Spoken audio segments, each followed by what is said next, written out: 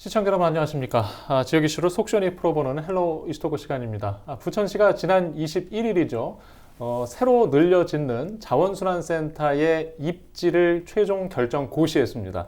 기존에 있는 대장동 607번지 부지를 그대로 사용할 계획이라고 합니다.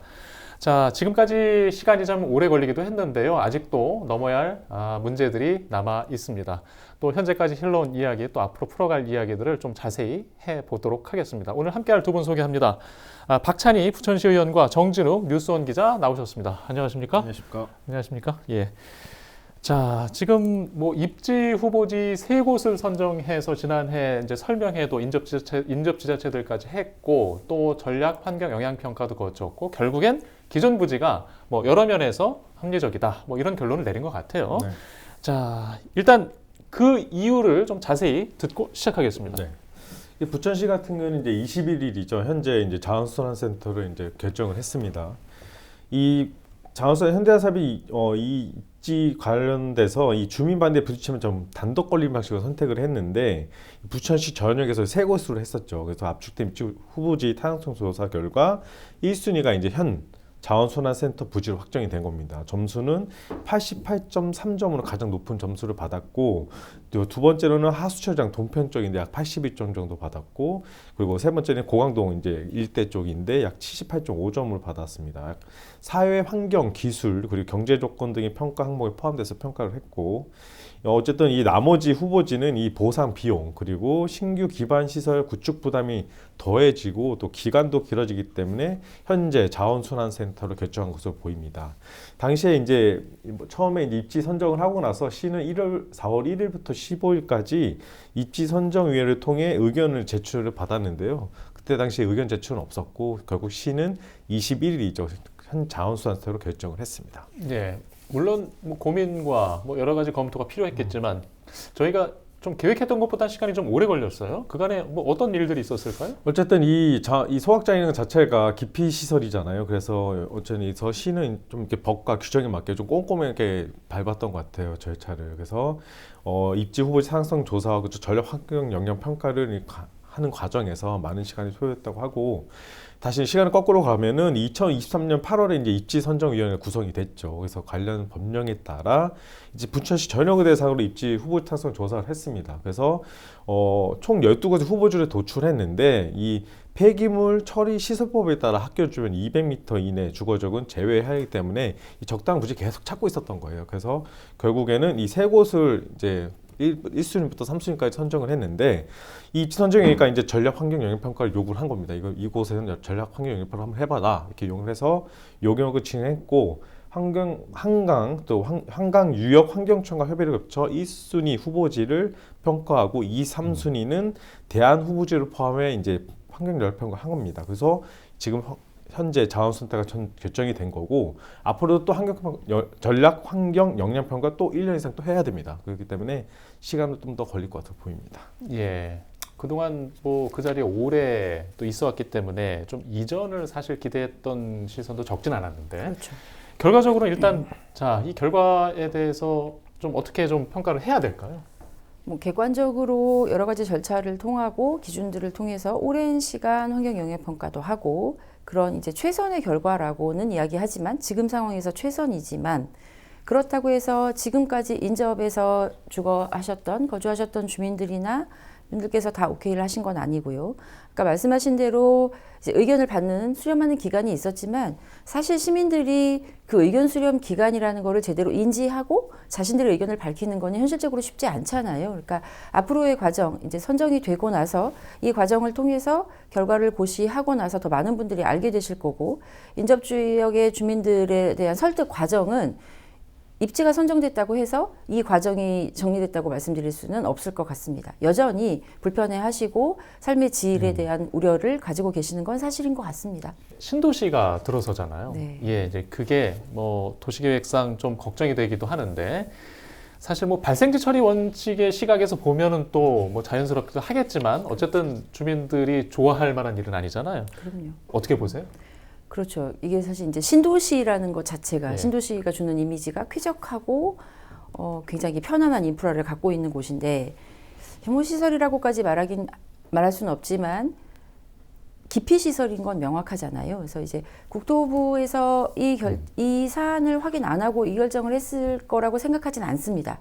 그리고 또 그거에 반대급부로의 더 나은 환경 개선, 충분한 녹지를 확보한다든지 시민들이 이용하실 수 있는 공간으로 돌려드려야 한다든지 이런 부분에 대한 고민을 다른 신도시보다는 훨씬 더 많이 해야 할 것 같고요. 국토부와 LH가 인지하고 있는 건 명확합니다. 그런데 본인들이 알고 있는 걸 과연 이 지역 주민들한테 환원할 수 있을 만큼 지역 주민들이 박탈감을 느끼지 않고 쾌적한 인프라를 구성할지 이 부분은 그건 결국 지자체장의 몫으로 남게 되거든요. 그러니 부천시장은 이 부분에 있어서의 소통, 이 부분에 있어서의 요구사항을 끊임없이 요구하고 관철시키려는 노력을 정말 부지런히 해야 할 것 같습니다. 예. 네. 일단 뭐 더 이야기를 하자면 지금 가까이 맞닿아 있는 인접지자체죠. 계양구 쪽에서도 일단 반기를 들고 나섰어요. 사실 뭐 예상을 못한 건 아닌데 좀 직면을 한 상황입니다. 지금 의회죠. 계양구 의회에서 전면 재검토를 요구하는 결의문도 채택을 하고 점점 목소리가 커질 것 같아요. 의회 입장에서는 어쩔 수 없이 그럴 수 있죠. 왜냐하면 주민들의 요구가 그렇게 반대의 목소리가 커지니까 의회가 어쨌든 지역 주민들의 목소리 들으니까 그런 목소리 낼 수밖에 없는 상황인 거고, 이 전략 환경 당시 부천시에 물어보니까 이 전략 환경 영역 평가 할 때 이 반경 5km 이내 지역까지 포함이기 때문에 뭐 계양구, 양천구, 강서구 주민들한테 주민 서명을 했던 것 같아요. 근데 당시에 또 상당히 많은 반발이 있었고, 특히 양천구에서는 뭐 구의원이 참석했고 부평구, 계양구도 마찬가지 의원들이 많이 참석했는데, 당시에 이제 주민들도 하나같이 왜 우리와 가까운 지역은 안 된다 이런 얘기를 많이 했었고, 또 양천구에 있는 모 의원 같은 경우는 이쪽으로 오면 그때 가서 어떤 일이 뭔지 두고 보자 막 이런 식으로도 얘기를 했었고, 또 강서구 쪽도 이 김포공항 때문에 이미 피해가 큰데 또 이런 시설이 들어오면 어떡하냐, 다른 데 좀 알아왔으면 좋겠다 이런 얘기를 하면서 어쨌든 이 정치권이 이제 주민 표를 의식해서 이런 반대 입장을 좀 내는 걸로 보입니다. 예. 일단 구의회가 전면 재검토, 계양구의회가 전면 재검토 요구를 했지만 지금 기존에 뭐 광역 소각장에 대한 협의도 기억하고 있기 때문에 지금 이 반대하는 시선이 그 다음에 어떤 대화로 흘러갈 것인가도 궁금하거든요. 좀 어떻게 들려드릴 얘기가 있나요? 일단은 부천시 입장은 이제 법상으로는 전혀, 그러니까 폐기물 시설 설치 촉지 및 주변 지역 등에 대한 관련 법률에 따르면 이 폐기물 시설 부지 반경 300m 이내 주거지가 없을 경우 협의 대상에서 제외돼요. 그래서 해당 기준에 따라 계양구는 법적 협의 대상에 해당되지 않아요. 그래서 부천시는 이제 법률에 따라서 이렇게 움직이는 거고, 이제 정치권으로 이제 들어가다 보면 이 부분이 이제 대선도 있고 이제 내년 지선도 있고 이렇게 뭐 부분이 있기 때문에 이런 것들을 아마 이 정치의 이슈, 그러니까 공약이라던가 이런 부분에서 테이블에 올려놓은 건 아닌가라는 생각이 들고, 이 부분에서도 아마 선거 부분에 있어서 상당히 큰 영향이 미칠 걸로 보입니다. 예. 사실 이제 인접지자체 간 말씀하신 대로 좀 주민들이 기피하는 시설이 들어올 경우에 이제 겪게 되는 과정이긴데, 이번은 어떻게 흘러갈까요? 좀 지자체 차원의 뭐 협의 이런 것들이 필요하지 않을까요? 그러니까 협의를 하려면 대안을 가지고 서로의 대안을 보완하고 상호 간에 논의해서 더 좋은 방법을 만들어야 하는데, 계양구 의회의 반대는 충분히 이해할 수 있습니다. 의회는 당연히 시민들의 목소리를 대변해야 하니 이해할 수 있는데, 계양구청의 태도에는 조금 저는 부천시 의원으로서 의문이 가는 것이 뭐하지? 이런 생각이 듭니다. 저희는 굉장히 많이 진행했거든요. 네. 그리고 이미 단독으로 결정했고 광역으로 한때 같이 논의를 했던 적도 있었어요. 그런데 광역에 관한 논의는 이미 끝났고 이게 돌아선 지가 2년이 넘었거든요. 부천시의 경우에는. 그런데 계양은 아직까지 반대를 하고 있어요. 쓰레기 어떻게 하실 건지에 대한 고민을 이제 해야 하지 않을까요? 그 고민에 정말 부지가 없고 아무런 답이 없어서 뭐 광역화를 같이 논의하자 이렇게 이야기를 하면, 물론 시는 지금 단독 결정을 했기 때문에 그거조차 쉽지 않을 텐데 논의를 하지 않은 채로 아마 이제 그 광역인 인천시에 의존하고 있는 걸로 보입니다. 그러니까 계양구의 움직임이 별로 스크리닝되고 있지 않아서 구의회가 부천시를 상대로 뭐 그런 결의문도 내고 촉구안도 낼 수 있지만 그에 못지않게 계양시를 상대로 어떻게 주민들의 이 삶을 보장할 것인지에 대한 논의를 또 다른 트랙으로 좀 하셔야 하지 않을까 하는 생각이 듭니다. 예, 네. 알겠습니다. 자, 일단 또 부천 쪽에 와서 좀 살펴볼게요. 이제 이게 광역 소각장 과거 이제 지나간 일이긴 합니다만 현재 이제 단독 소각장 500톤 규모로 기존 시설이 한 300톤 규모 소각장의 경우에 이렇게 증설을 하는 겁니다. 이제 비용이 늘어나게 되는데 이제 시비나 도비의 비율이 광역보다는 더 크잖아요. 네. 이게 상대적으로 지자체 비용 부담이 감당할 수 있을까요? 얼마나 늘어날까요? 일단은 이 자원순환센터 현대사업 같은 경우는 아까 시의원께서 녹화 전에 얘기했었지만 약 6천억 원 정도의 사업비 예상하고 있는데 이제 환경부나 기재부 이제 검토 과정에서 좀 변경되시는 약간 좀 줄어든다고 얘기를 합니다. 그래서 약 5천억 원대 후반대 이렇게 보이고 이 광역 대비시 단독시 국비 도비 지금 차이가 이 광역 소각장의 경우 할 때는 국비 50, 도비 15, 12, 35%고 이 단독 소각장의 경우는 국비 30, 도비 21, 12, 49% 정도에서 이 도비는 이 국비전 약 지방비 30% 약간 비슷합니다. 그래서 이 단독 소각장 할 때 어느 정도 이 국비를 제한 지방비 70% 시에서 부담이 약 3천억 원 정도 예상이 되는 거고요. 이 다만 이제 사업비 같은 경우는 중앙부서하고 이제 부처하고 협의가 해서 최종 승인 결과는 좀 나올 수 있겠지만 이 정도는 예상을 하는데 부천시의 지금 현재 재정 자립도를 봤을 때는 그렇게 정말로 좀 버거운 좀 금액이긴 합니다. 네. 예. 의회에서도 걱정을 사실 안 할 수는 없는데 그렇죠. 이 재정 네. 부담을 감당할 수 있을까요?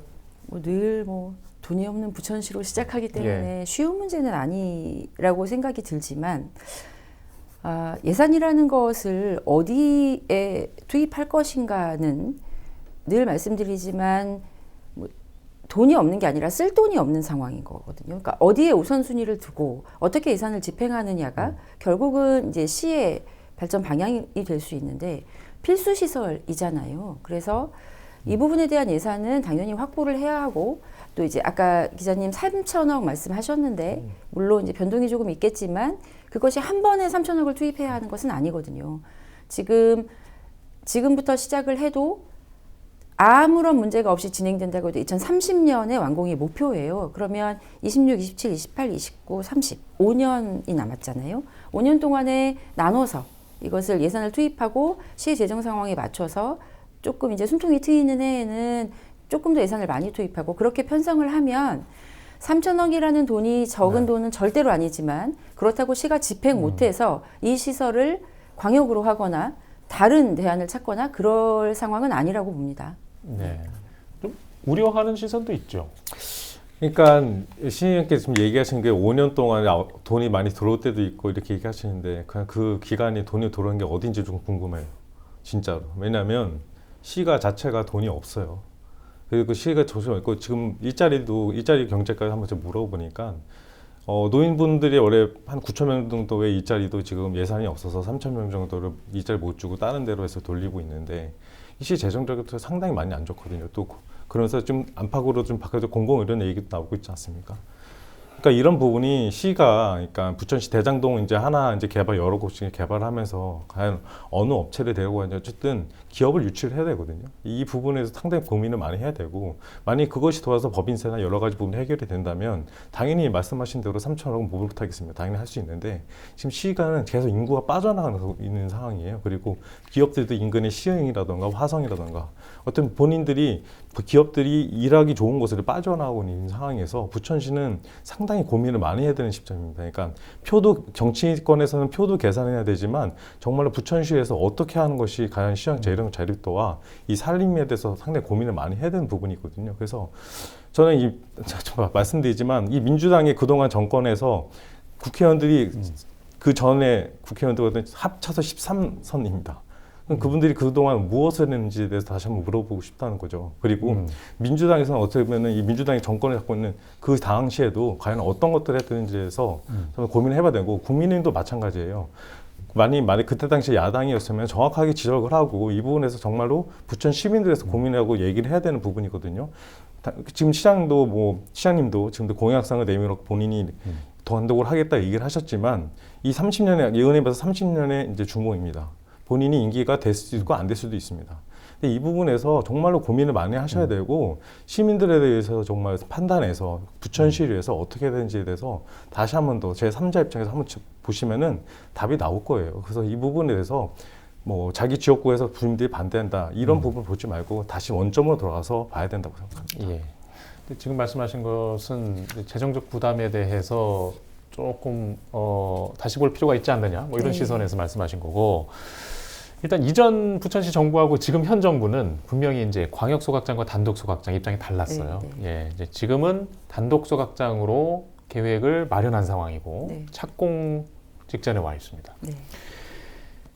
이 시점에서 이게 잘감토라든가 광역 소각장에 대한 이야기를 다시 꺼내는 거에서 어떻게 생각하세요? 이 시점이라는 전제로 말씀드리면 예, 예. 광역 소각장으로 되돌아가는 것은 그럴 일은 없습니다. 예. 네, 이미 단독 소각장으로 방향을 정했고요. 제가 이제 8대 초반에 광역 소각장 입지 선정위원회 위원이었거든요. 그래서 예. 한 3년 정도의 시간을 보낸 것 같아요. 회의도 많이 했고 그때는 이제 광역 소각장이 갖는 이점, 그러니까 우리가 득과 실이 있으니까요. 어떤 정책이든 그것을 설득하고 주민들과 함께 만들어내려고 굉장히 노력을 했는데 정말 쉽지 않았어요.